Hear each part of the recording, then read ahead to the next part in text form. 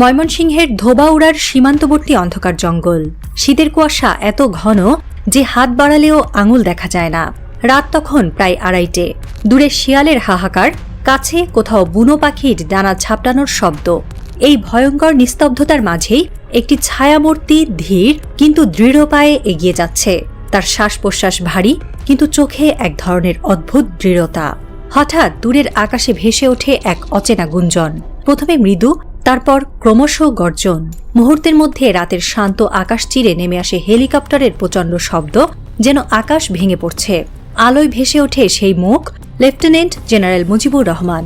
বাংলাদেশের সামরিক ইতিহাসের যার নাম উচ্চারণ করলে অনেকে গলা নামিয়ে ফিসফিসিয়ে কথা বলে, কিন্তু তার পরিচয়ের আরেকটি অন্ধকার দিক খুব কম মানুষই জানে। তিনি ভারতীয় গোয়েন্দা সংস্থা র এর দীর্ঘদিনের এজেন্ট ও বাংলাদেশে তাদের শীর্ষস্থানীয় কোঅর্ডিনেটর। তার পলায়ন কি কেবল একজন পতিত সেনা কর্মকর্তার মুক্তির প্রচেষ্টা, নাকি এই রাতের অন্ধকারে বোনা হচ্ছে এমন এক ষড়যন্ত্র যা বাংলাদেশের মানচিত্রই বদলে দিতে পারে? রাতের হাওয়ায় যেন ঘুরে বেড়াচ্ছে অদৃশ্য সব নাম, যারা এই খেলার নেপথ্যে।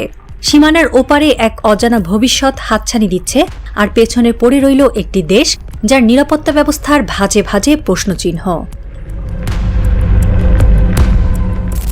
লেফটেন্যান্ট জেনারেল মুজিবুর রহমান ছিলেন সাবেক প্রধানমন্ত্রী শেখ হাসিনার অত্যন্ত বিশ্বস্ত সেনা কর্মকর্তা। তিনি শুধু একজন সামরিক কর্মকর্তাই ছিলেন না, ভারতীয় গোয়েন্দা সংস্থা র এর বাংলাদেশে কার্যক্রমের কথিত কোঅর্ডিনেটর হিসেবেও চিহ্নিত হয়েছেন। নির্ভরযোগ্য সূত্রের তথ্য অনুযায়ী তিনি বাংলাদেশের সশস্ত্র বাহিনী এবং পুলিশে র এর নেটওয়ার্ক বিস্তারে গুরুত্বপূর্ণ ভূমিকা পালন করেছেন। তার সঙ্গে জড়িত ছিলেন আরেক সাবেক সেনা কর্মকর্তা মেজর জেনারেল আকবর এবং পুলিশ কর্মকর্তা মনিরুল। এই ত্রয়ী কথিতভাবে বাংলাদেশের নাশকতামূলক কার্যক্রমের পেছনে মূল পরিকল্পনাকারী হিসেবে কাজ করেছে। গত বছরের 5 আগস্ট বাংলাদেশের রাজনৈতিক উত্থানের মধ্যে শেখ হাসিনা দেশ ছেড়ে ভারতে পালিয়ে যান। এই সময়ে জেনারেল মুজিবের পলায়নের ঘটনা ঘটে। তিনি ময়মনসিংহের ধোবাউড়ার সীমান্ত দিয়ে ভারতে পালিয়ে যান, কিন্তু এই পলায়ন এত সহজ ছিল না। আর্মি সিকিউরিটি ইউনিটের কড়া নজরদারির মধ্যেও তিনি পালাতে সক্ষম হন, যা অনেকের মনে প্রশ্ন তুলেছে। আমাদের দেশের চাঞ্চল্যকর রিপোর্ট বলছে, সেনাবাহিনীর একটি গ্রুপের সহায়তায় তিনি এই পলায়নের সুযোগ পান। এই ঘটনা কি পরিকল্পিত ছিল, নাকি এর পেছনে আরও গভীর কোনো রহস্য লুকিয়ে আছে? জেনারেল মুজিবের পলায়ন শুধু একটি ব্যক্তিগত ঘটনা নয়, এটি বাংলাদেশের নিরাপত্তা ব্যবস্থার দুর্বলতার একটি জ্বলন্ত প্রমাণ। তিনি বাংলাদেশের সামরিক বাহিনীতে র এর নেটওয়ার্ক গড়ে তুলতে গুরুত্বপূর্ণ ভূমিকা পালন করেছেন। বিমান বাহিনীর স্কোয়াড্রন লিডার আবদুল্লাহ ইবনে আলতাফের গ্রেফতারের পর তদন্তে উঠে আসে মুজিবের সঙ্গে র এর গভীর সম্পর্ক। তিনি এবং জেনারেল তারেক সিদ্দিকী কথিতভাবে শেখ হাসিনার ক্ষমতা ধরে রাখতে বাংলাদেশের নিরাপত্তা ব্যবস্থাকে ঝুঁকির মুখে ফেলেছেন। 2024 সালের জুলাই বিপ্লবের সময় মুজিব সেনাবাহিনীতে ভারতপন্থী কূ পরিচালনার চেষ্টা করেছিলেন বলে অভিযোগ রয়েছে। প্রথমে 4 আগস্ট এবং পরে 6 আগস্ট তিনি এই প্রচেষ্টায় ব্যর্থ হন। তবে শেখ হাসিনার ভারতে পলায়নের ক্ষেত্রে তিনি এবং তারেক সিদ্দিকী গুরুত্বপূর্ণ ভূমিকা পালন করেন। বিমান বাহিনীর C-130G বিমানে করে হাসিনা তেজগাঁও কুর্মিটোলা এয়ারপোর্ট থেকে দিল্লির উদ্দেশ্যে রওনা হন। এই অপারেশনের পেছনেও মুজিবের হাত ছিল বলে ধারণা করা হয়। জেনারেল মুজিবের বিরুদ্ধে শুধু গোয়েন্দা নেটওয়ার্ক গড়ার অভিযোগই নয়, তার বিরুদ্ধে ব্যাপক দুর্নীতির অভিযোগও উঠেছে।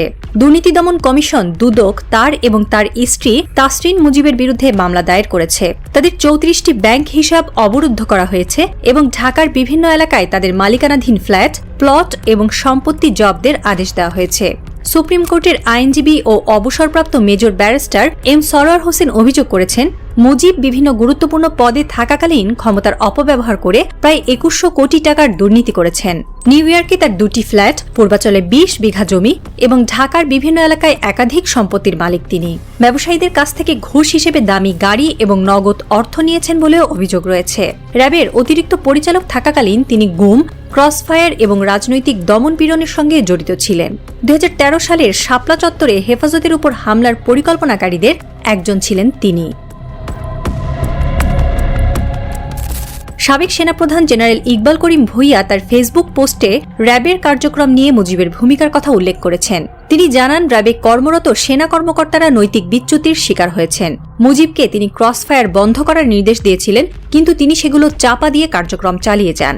র্যাবের গোয়েন্দা শাখার প্রধান জিয়াউল হাসানকে মুজিব নিজের হাতে গড়ে তুলেছিলেন। জিয়াউলের নিষ্ঠুরতার পেছনে মুজিবের পরিকল্পনা এবং নির্দেশনা ছিল বলে সূত্র জানায়। জেনারেল মুজিবের পলায়ন এবং তার বিরুদ্ধে ওঠা অভিযোগগুলো বাংলাদেশের সামরিক এবং রাজনৈতিক ইতিহাসে একটি অমীমাংসিত রহস্য হয়ে রয়েছে। তাকে বরখাস্ত করা হলেও কোর্ট মার্শাল বা তদন্তের মাধ্যমে দোষী সাব্যস্ত করা হয়নি। সামরিক বিশেষজ্ঞরা বলছেন এটি একটি ধামাচাপার প্রচেষ্টা। তার বিরুদ্ধে সেনা প্রধানকে সরিয়ে কু এবং সামরিক শাসন জারির অভিযোগ রয়েছে, কিন্তু এই অভিযোগের তদন্ত কতদূর এগিয়েছে তা এখনও অস্পষ্ট। বর্তমানে দিল্লিতে অবস্থানরত মুজিব কি এখনও বাংলাদেশের রাজনৈতিক অঙ্গনে প্রভাব বিস্তার করছেন? শেখ হাসিনার সঙ্গে তার যোগাযোগ কি এখনও অব্যাহত? সেনাবাহিনী সংশ্লিষ্ট বিশেষজ্ঞদের দাবি, মুজিব এবং তার সহযোগীরা বাংলাদেশে অস্থিতিশীলতার সৃষ্টির জন্য কাজ করে যাচ্ছেন। ময়মনসিংহের সেই জঙ্গলে হেলিকপ্টারের আলো ক্রমে মিলিয়ে যায়। কুয়াশার চাদরে ঢেকে যায় সীমান্তের গোপন পথ।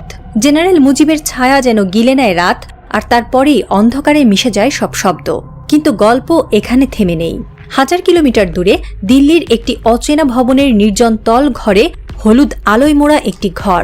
মাঝখানে রাখা কাঠের টেবিলে ছড়ানো বাংলাদেশের মানচিত্র, তাতে লাল কালিতে চিহ্নিত 7টি স্থান, যেন আসন্ন ঝড়ের সতর্কবার্তা।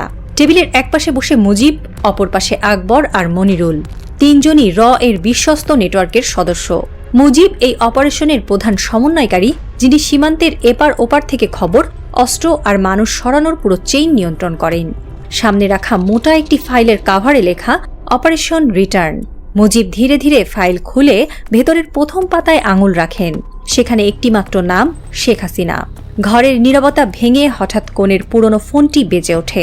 মুজিব রিসিভার তোলেন। ওপার থেকে ভেসে আসে ঠান্ডা, অনামা কণ্ঠ। পরবর্তী পদক্ষেপ কি? কিছুক্ষণের জন্য ঘরে নেমে আসে নিস্তব্ধতা। তারপর মুজিবের ঠোঁটে ফুটে ওঠে এক রহস্যময় হাসি। বাইরে দিল্লির রাত আরো ঘন হয়, বাতাসে ভেসে বেড়ায় অদৃশ্য ষড়যন্ত্রের গন্ধ। আর বাংলাদেশ হয়তো ঠিক এই মুহূর্তেই আরেকটি অদৃশ্য খেলার ছকে ঢুকে পড়ছে, যার ফলাফল জানার জন্য পুরো জাতিকে অপেক্ষা করতে হবে পরবর্তী অন্ধকার রাত পর্যন্ত।